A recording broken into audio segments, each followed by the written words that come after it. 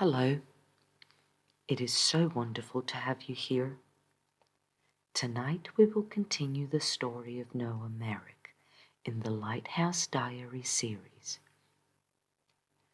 If you haven't heard the previous episodes, go to our channel to take it from the start. Don't forget to subscribe so you don't miss the newest episodes once they are released. And now, let's get into the story.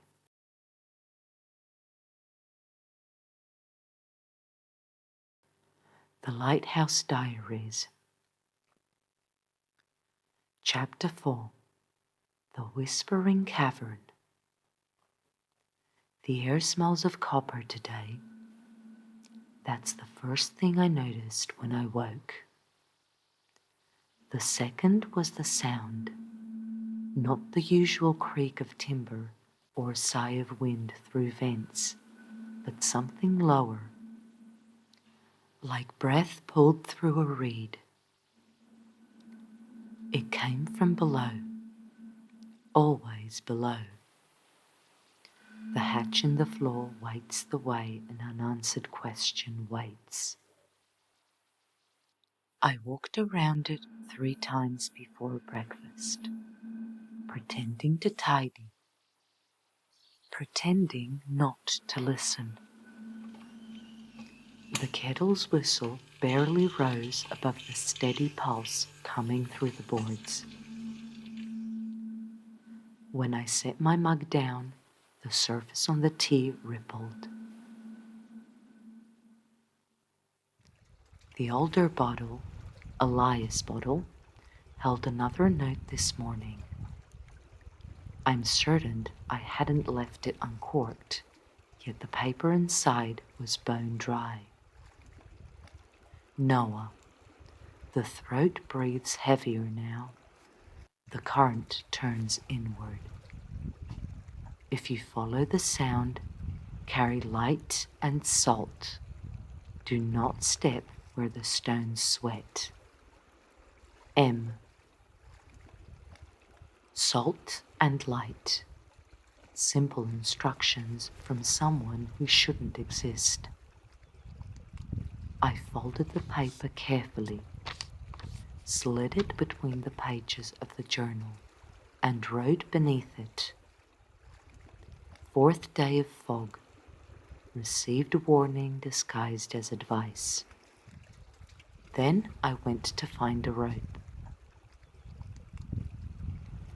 The supply shed behind the tower holds more history than tools.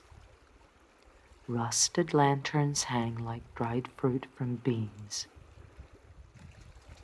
Ropes coil in heaps that remember other hands. I found one still supple enough to trust, and a tin of lamp oil thick with age. I packed what M's letter suggested: the lantern, freshly trimmed, a small pouch of salt from the kitchen, and the compass that belonged to the station before mine. The needle spun twice before settling south. When I lifted the hatch, the air that came up smelled older than the sea itself. Stone, mildew, memory. I hesitated long enough for the wind outside to ask if I was sure. I wasn't. I went anyway. The ladder groaned but held. The light painted circles on wet walls, revealing carvings I'd missed before. Marks etched deeper than any knife could reach. Spirals intersecting, lines running like veins. Water whispered beneath me, each ripple a syllable I almost understood. The chamber floor sat an inch below the current line. I stepped down. The chill bit through my boots. every sound magnified. The click of metal, the breath against glass, my heart keeping time. Across the chamber, a narrow slit opened into darkness. A tunnel, carved or worn, or both. That was where the whisper came from, a constant murmur shaped by distance. I followed it. The walls narrowed until my shoulders brushed stone.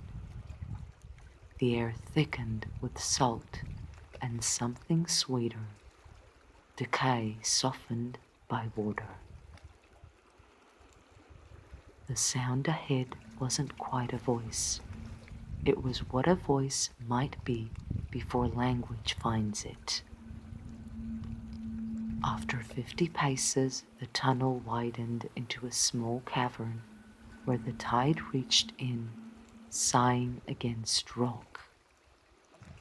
The roof glimmered with threads of light that pulsed faintly, as though the stone itself was breathing. I set the lantern on a ledge. The flame bent toward the sea. On the wall nearest the water, someone had drawn another map.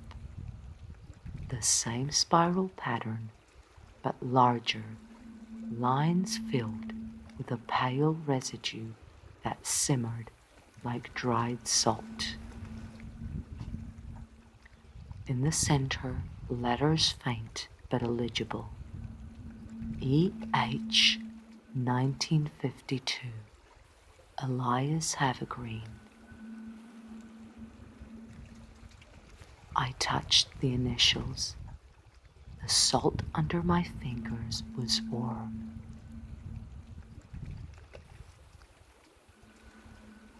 At first, I thought it was the tide pushing air through the cavern. Then it shaped a rhythm, 2 syllables. No.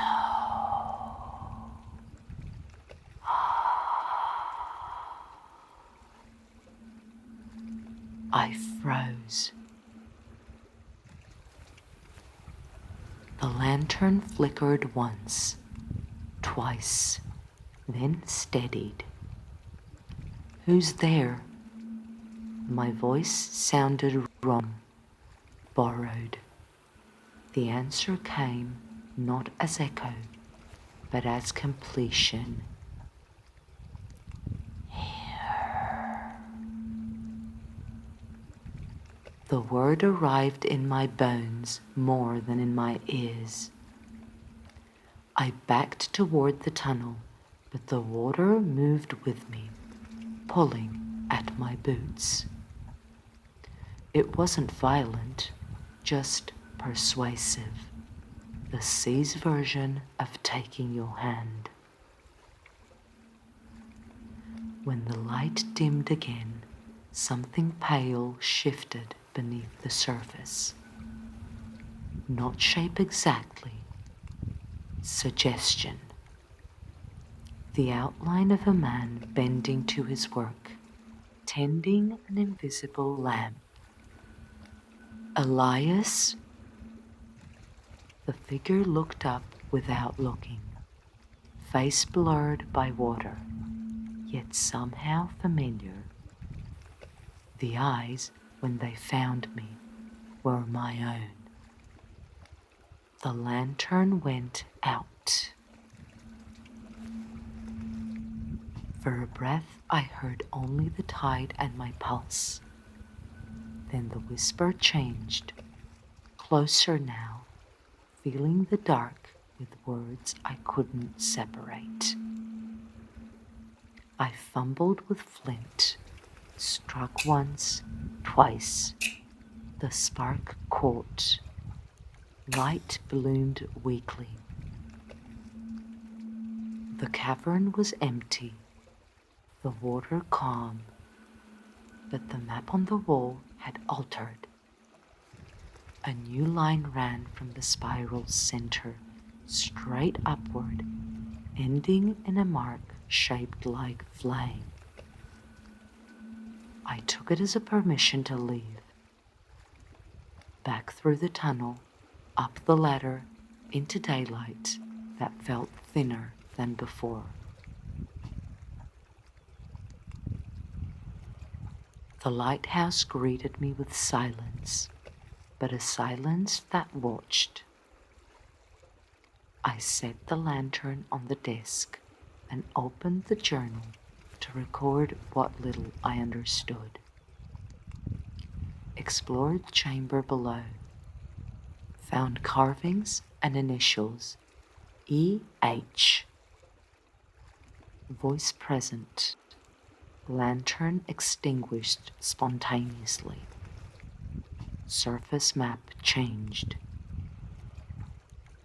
When I looked up, the lantern flame I'd left flickering inside the glass had not gone out. It had multiplied. 3 small flames now circled each other like fish. I reached to adjust the wick.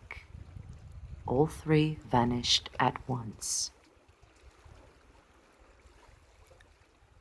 That evening, Mara's boat appeared earlier than usual. She climbed the path with her coat open and worry already in her voice. "Fog's thicker southward," she said. "You all right up here?" I nodded.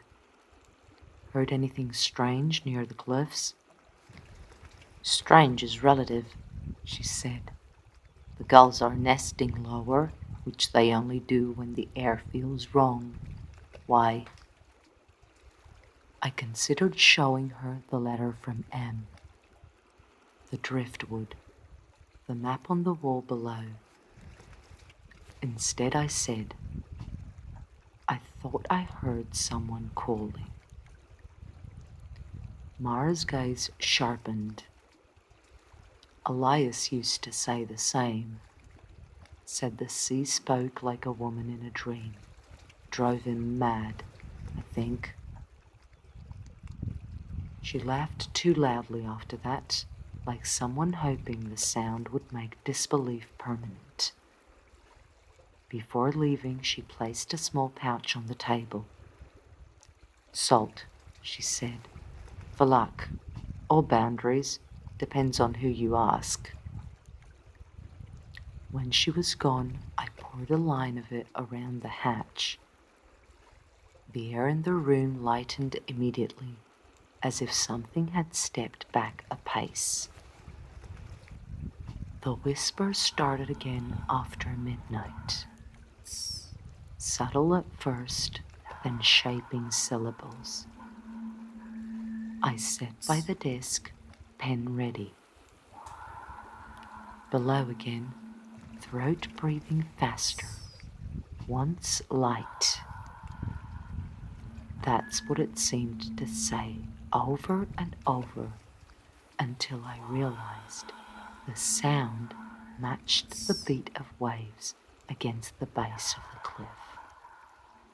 The sea wasn't speaking, it was repeating, echoing itself until it learned a new word. When I opened the hatch to listen closer, the salt line hissed softly, as if offended. I leaned over the opening, lantern in hand. The air from below was warmer than the room. A drop of water struck my cheek, then another. I looked up. Condensation traced the shape of a spiral on the ceiling directly above me. By morning, the fog had thinned, but the light outside felt filtered, greenish, like seawater over sand. My reflection in the window looked wrong, lips moving slower than they should, eyes lagging half a second behind. I blinked. The reflection didn't. The knock at the door startled both of us. One sharp rap, then another. When I opened it, there was no one there. Only a trail of wet footprints leading away toward the cliff. Bare feet. They stopped halfway down the path, ending abruptly where rock began. No sign of slipping, just ending. That afternoon, the tide delivered something new. A piece of glass shaped like the top of a lantern lens, edges smoothed by sand. Etched across its curve were the words, "Keep the light half." I carried it up to the lantern room. The main lens turned steadily, obedient to mechanism and duty. I thought of Elias's note from long ago. If you leave the lantern at half on a calm night, I'll know you meant it. Calm night, half light. The pattern was repeating itself. The sea rehearsing an old conversation through new mouths. I turned the dimmer slowly until the beam softened, halving itself. The air pressure in the room shifted, like lungs releasing. Below, from somewhere under the floor, came a single clear note, a hum exactly in tune with the generator, only purer. Then silence. Light reduced to half intensity per instruction received by unknown means. Immediate atmospheric change noted. No visible disturbance. Auditory resonance subsided. Personal observation. The lighthouse feels relieved. The last page of the journal, which had been blank yesterday, now bears faint writing, visible only when tilted toward the lamp. 4 words. When you listen, answer. I closed the book. The sound from below was gone, replaced by the even breathing of the sea. For now. To be continued. Join me next week here at the Midnight Vale to hear the next episode of Noah Merrick's story. Good night and welcome to the Vale.